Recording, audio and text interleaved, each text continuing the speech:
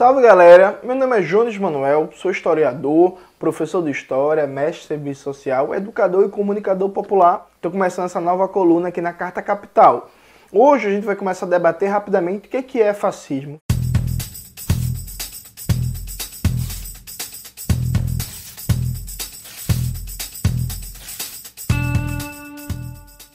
Fascismo é um dos termos mais procurados no Google. Todo mundo grava vídeo, faz um texto falando que é fascismo. Todo adversário político chama o outro de fascismo. É um fascista. O fascista é fascista. Fascista, vamos circular! Mas o que é fascismo de verdade? Veja, existe um método muito comum de debater o que é fascismo a partir de uma espécie de checklist de características. Como é famoso, por exemplo, aquela lista do Humberto Eco falando o que é um regime, um movimento político fascista. Humberto Eco dá as características e você faz uma espécie de checklist.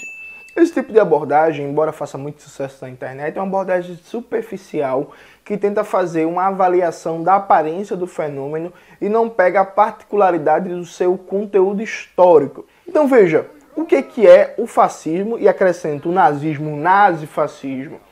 O nazifascismo é um fenômeno de contra-revolução burguesa na era do capital monopolista que radicaliza a tradição liberal e colonial e que pauta seu modo de dominação política a partir de um dilatado e amplo terrorismo de Estado.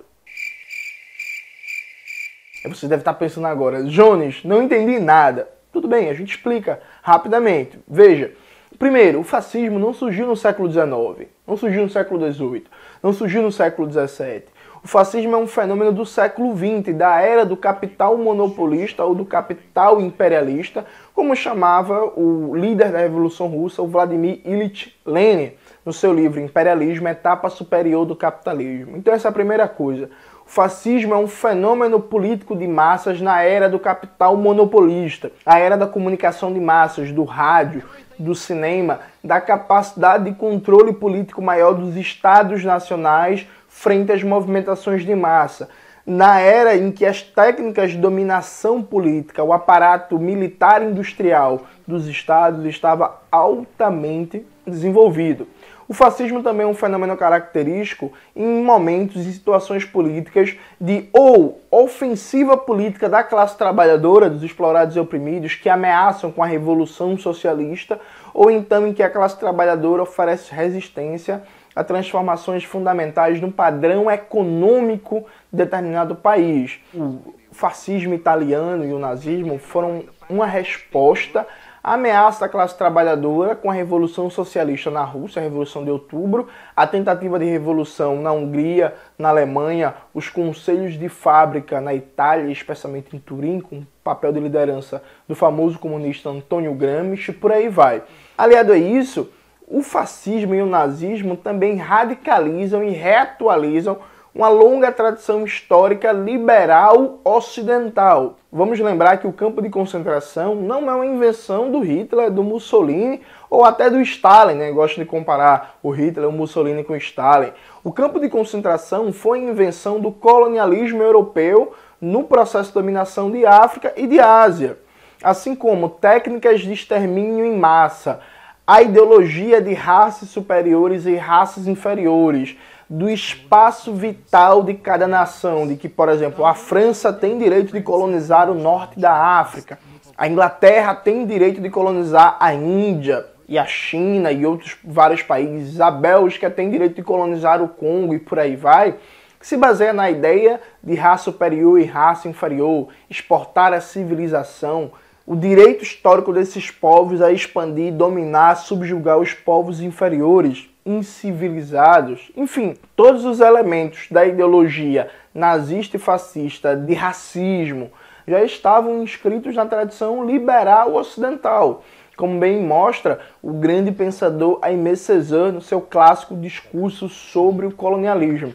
O próprio Hitler, inclusive, elogiava muito a tradição colonial do Império Inglês e também dos Estados Unidos. Hitler tomava como exemplo a forma como a República Estadunidense exterminou os índios peles vermelhas, né? Mais de 18 milhões de pessoas, de indígenas, foram exterminados, e Hitler tomava esse extermínio dos indígenas nos Estados Unidos como seu grande exemplo de escravização e extermínio dos povos eslavos da Europa Oriental e da União Soviética.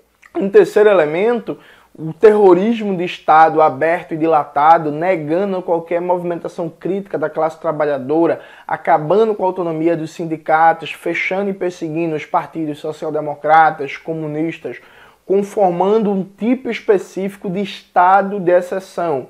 Tema muito bem trabalhado pelo cientista político e pensador marxista Nikos Poulantzas, no seu livro, um clássico, Fascismo e Ditadura, onde o Nikos Poulantzas ele trabalha a particularidade de um regime fascista, que é um regime de exceção, frente a outros regimes de exceção, como o caso da ditadura militar brasileira, que não foi fascista, como no caso do bonapartismo, porque, veja, nem todo regime ultra-repressivo é fascista, ainda que todo regime fascista seja ultra-repressivo.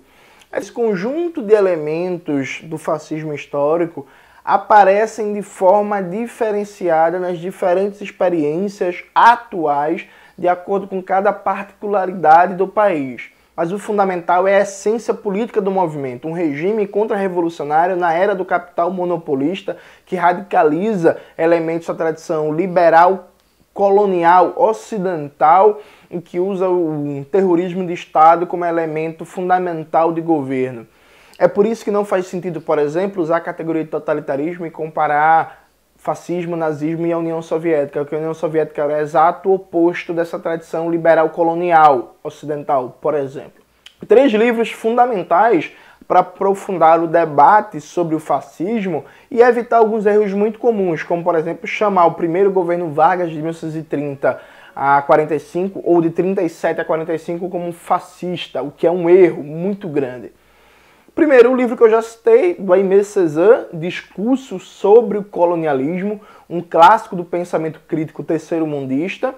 O livro também já citado do Nikos Poulantzas, Fascismo e Ditadura, que diferencia a característica de regime político do fascismo frente a outros regimes de exceção. E Guerra e Revolução, do filósofo italiano Domenico Losurdo. É um livro fundamental para, por exemplo, desmentir esse mito de que o fascismo era um regime de esquerda. Então leiam esses 3 livros, vamos aprofundar essa discussão e parar de repetir erros muito comuns sobre o fascismo como um regime de esquerda. Isso está errado e, como todo erro, ele tem que ser corrigido. É isso, espero que vocês tenham gostado, não deixem de ler as indicações e até a próxima coluna.